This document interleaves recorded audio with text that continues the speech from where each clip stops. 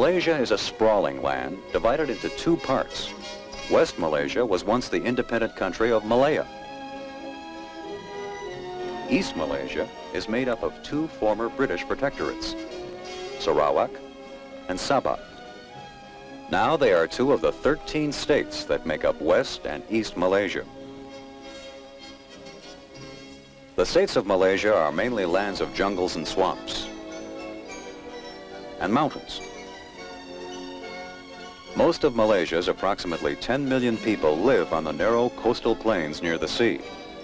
Many of the people in West Malaysia, the Malay Peninsula, work as fishermen or as traders.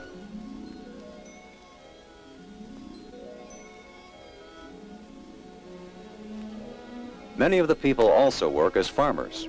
Rice is the main food crop. Latex is Malaysia's most important money crop. Latex is sap from rubber trees.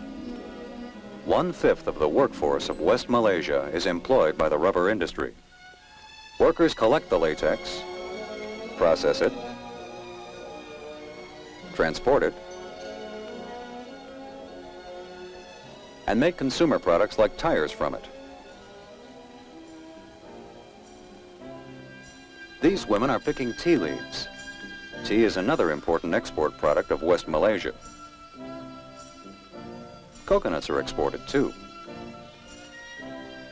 The mining of tin is also important economically. Huge machines like this floating dredge are used to mine thousands of tons of tin ore every year. But most tin is mined hydraulically. Powerful jets of water wash ore-bearing soil out of the earth. Tin is exported in the form of bars called ingots. The production of tin and rubber has given Malaysia a strong economy and high level of living. Cities like the capital, Kuala Lumpur, are very much like ours. But Malaysia, like most Southeast Asian countries, is a nation of contrasts.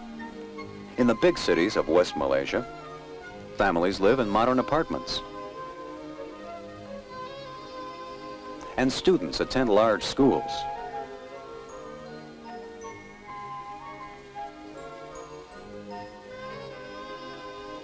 But life in the cities is very different from life in most of Sarawak, where the native Dayak people lead more traditional lives.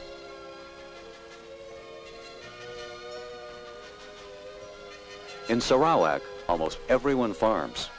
There has been little development of natural resources or manufacturing.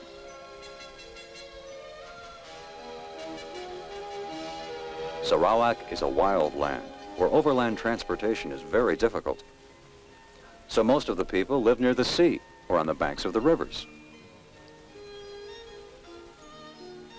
To help overcome a limited food supply, the government has built ponds and stocked them with fish to provide an additional source of food. In contrast to Sarawak, Sabah is a prosperous state with an adequate food supply. A visit to a tamu, or market, shows the variety of Asian people who live in Sabah.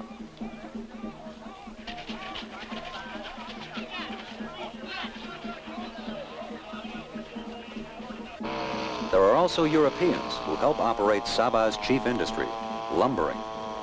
This lumber camp is near the port of Tahun in eastern Sabah.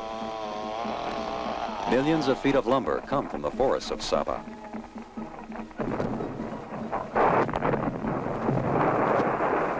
And most of the timber is shipped from Tahun.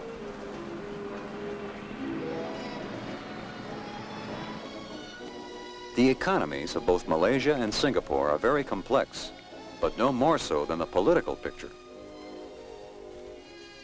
For instance, Brunei, a British protectorate sandwiched between Sarawak and Sabah, decided not to join the Federation of Malaysia when it was formed in 1963. Malaysia and Singapore also face many of the same problems. They must build new industries to supply work for their people. They must continue to provide their people with better education. They must continue to provide their people with better homes.